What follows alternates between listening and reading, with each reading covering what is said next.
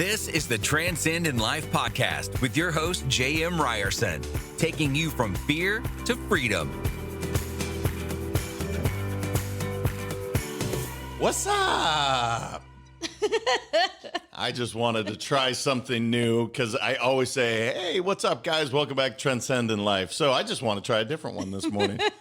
Wasn't there a commercial that did that where they just sit there and go back and forth like, what's up? Yeah, it was the Bud Light. What's up? Oh. Anyway, welcome to Tuesday Tune-Up with the Ryersons. I am here with Lisa Ryerson, my lovely co-host. Good morning. Good morning. So today we are talking about creating momentum. So I don't know if my what's up started momentum or completely killed momentum. Started something. I don't know. Hopefully people on the other end are literally doing that. Remember the frogs? That was the thing, right? It was the frogs and the lizards that were doing that. Do you remember those commercials? Much better memory than I do on that one. Anyway, so I want to talk about momentum today because it's not tangible. You cannot see it, right? But it's a real thing. So it's kind of like fear in that regard, that it exists and momentum can go both ways, right? Really strong one way, or unfortunately it goes the other way as well. So when I say the word momentum, do you have ideas and ways to create it? Yeah, I think it all starts within yourself, right? That's how I feel. Like momentum, it's like, I don't know, I kind of envision like a lawnmower.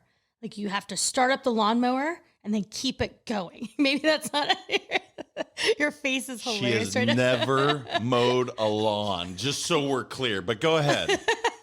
Have you? We've never even owned a lawnmower. I grew up mowing the lawn every day. There's a reason we don't own the lawnmower, because I freaking despised doing it at the time. But it's like that moment, like you kind of have to jumpstart it. Okay. That's how I feel. Like you need to, like, if I did mow a lawn, I'm assuming you have to pull this lever and it kind of jump starts the little lawnmower engine. Is that what it's called? So we're going to try a different analogy, Okay. perhaps. I use the analogy of a hurdler jumping over a hurdle. So for instance, a hurdle is 42 inches, the Olympic hurdles. Do you have a 42 or 43 inch vertical? I'm like only 42 inches tall. Yeah, pretty much. So trying to actually jump over that would be almost physically impossible for you, correct? From a standing point. Correct. But having a running start and throwing your leg over that, now you have a much better chance at doing that, correct? Correct. That's the idea of momentum. So what you're saying, get moving, that so resonates with me, and that's actually one of the keys and we talk about this often, is just get moving, because it's like a snowball rolling down a hill. Mm-hmm. When you start that little snowball, it takes a while, but as you start pushing it gains momentum, it gets heavier, and now it's ripping down the hill. Now trying to stop it is virtually impossible. That would be the example that I would use rather than your lawnmower. Okay. So get moving. That would be one of the ones that you can do. Another idea is celebrating wins. So one of the things I love to do, and obviously in the COVID world, don't get to do this near as much. That's one of the things I really don't like about it. I can't give hugs or high fives. I guess some people go for the fist bump or the elbow bump. That thing just makes me want to, like, no, don't do that, bro. Like, give me a hug or give me an air five. But celebrating wins. So I think this is so important. I don't care what you're doing in life. Celebrating those wins, that creates the momentum. Finding those small wins. So do you have any examples of things that you can think of where it's like, yeah, I started this one small win and that developed into another? Yeah, I think a great example is our oldest, TJ, right? He loves tennis, and he started playing. He was kind of a late starter. Started playing around, I think, 10, and then got really serious by 12. He is now 14. And so he started with smaller tournaments, winning those, and then moving up into the open division, started winning those.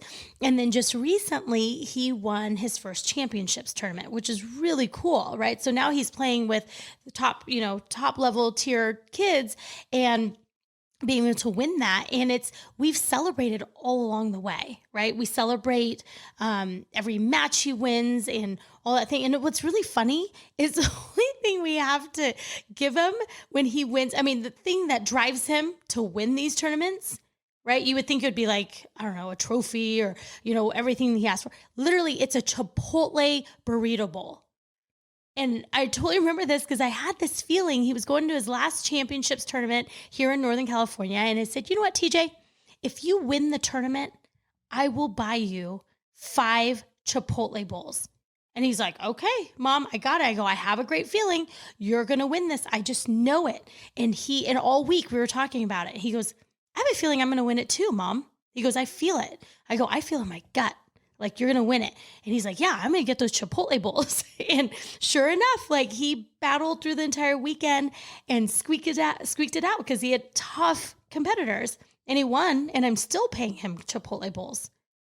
He's actually, he's a cheap date. I mean, that's pretty amazing. Although he did have a revelation the other day where he's like, Zocalo's is even better than Chipotle. And we're like, yeah, dude, like, no offense to Chipotle. It's very good. Our son loves it. But there are finer dining establishments, perhaps, or higher quality than Chipotle. Right. But to your point, it wasn't just celebrating when he won, a tournament. It was literally, we would celebrate how hard he was working. So the first time that he would do a full practice and, he would make it through, it was celebrating all those small wins along the way that has led to this cumulative effect of what he's doing now. And this is going to be a small step in what he eventually does, right? And that's the whole point, is creating that momentum, making him realize that, hey, bud, if you continue to work hard, again, going back to mindset and Carol Dweck's ideas, never tell them, you're so athletic or gifted or talented, but more, you worked so hard. Because truth is, he's not the most gifted tennis player that's ever walked it's not even close. But he is one of the hardest working, if not the hardest working that we've seen. And we've celebrated those wins along the way. Yeah, we've also with Chipotle bowls, is his coach wanted him to make sure to stretch and meditate. Well, meditate, I think we talked to him about, but stretching every single night was really important. And so I had this board up with the calendar on it, and it was kind of like, okay, well, if you stretch and meditate at least 5 days in that week, you get a Chipotle bowl at the end of the week. And he literally, he stretches and meditates almost every single night. And it's amazing. And those are those small wins that has helped him get the right mindset for the tournaments.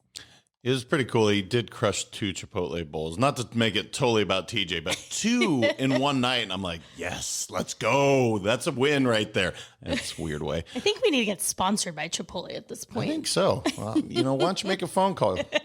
The other thing that I think can really help create momentum is, and I call it crushing your big 3.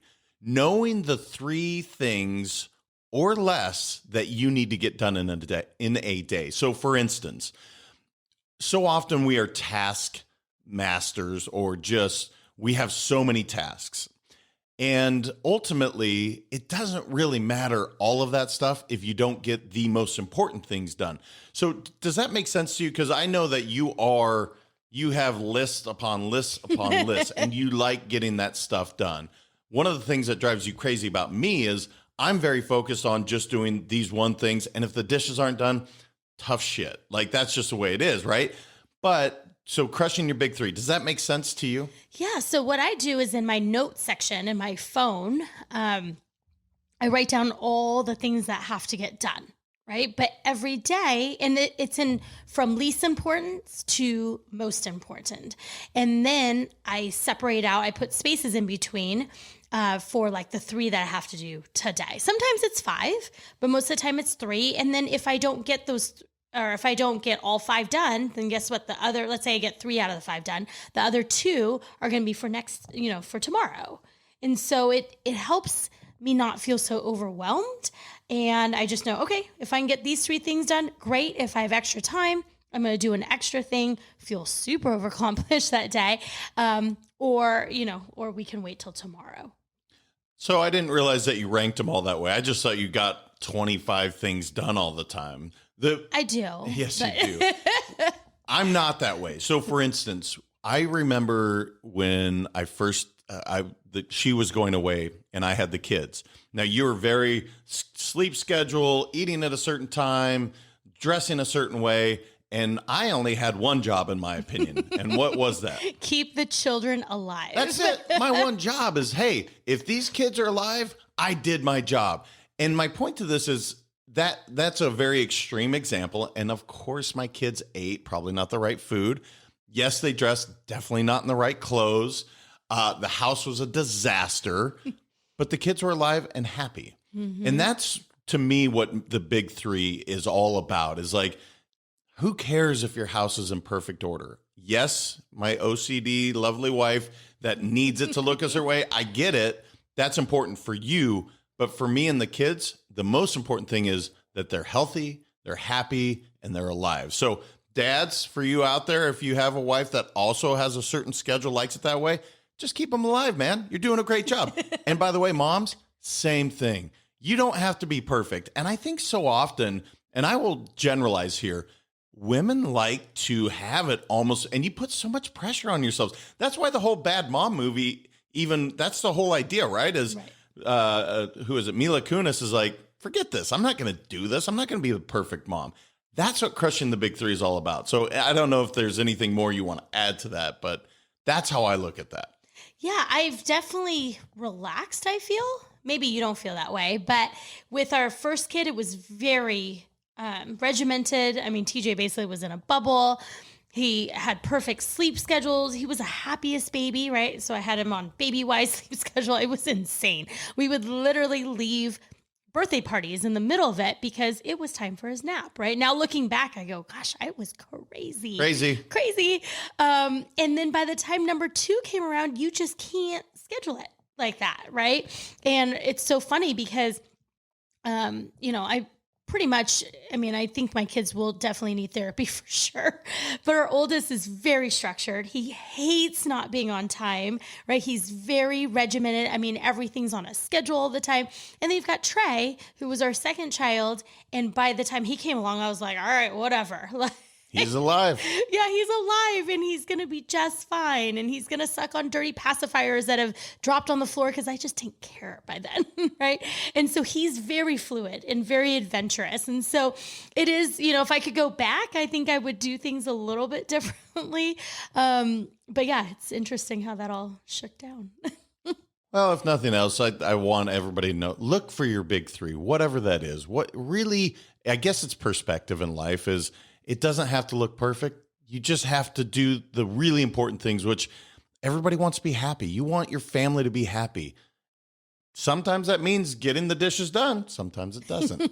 So to recap really fast, you guys, to create and keep momentum going, get moving, celebrate those wins, and crush your big three. Those are the 3 that I think are most important. And I really like that. The celebrating wins. Who doesn't feel good when you give them a high five or that simple EPR of saying, encourage, praise, and recognize, of saying, great job. That creates momentum because it makes you want to do it again. And actually, you use this with me with dishes. I keep going back to dishes. But whenever you're like, hey, you're doing a great job on those dishes, guess what? I'm like, yeah, I am. I'm going to keep it going. Crushing it. So it is her. She's using my psychology on me, and it's working. Dang it. Can you tell people how to share momentum? I'd love to hear if other people have ideas of how to create momentum. Can you tell them where to go? Yeah, email us at info@letsgowin.com, or make sure you jump on our Facebook, LinkedIn, Instagram profiles and at Let's Go Win 365. Yeah, we love hearing from you guys. This is a cool subject. I love momentum. Again, you can't see it, but you can definitely feel it. So I want to figure out how to create more of it for everyone out there, for us as well. So love to hear from you guys. In the meantime, continue to transcend in life. Thank you so much for listening. If this content is delivering value to you, please make sure to subscribe, rate, and review us. That helps us build this community, and that is what we are all about. Building this community as big as we can, helping as many people as we can, and deliver as much value as possible. Be sure to head over to transcendentLifePodcast.com for information on my coaching courses, and make sure to follow us on Facebook, Instagram, and LinkedIn at Let's Go Win 365. Let's go win and transcend in life. This is the Transcend in Life podcast with your host, J.M. Ryerson, taking you from fear to freedom.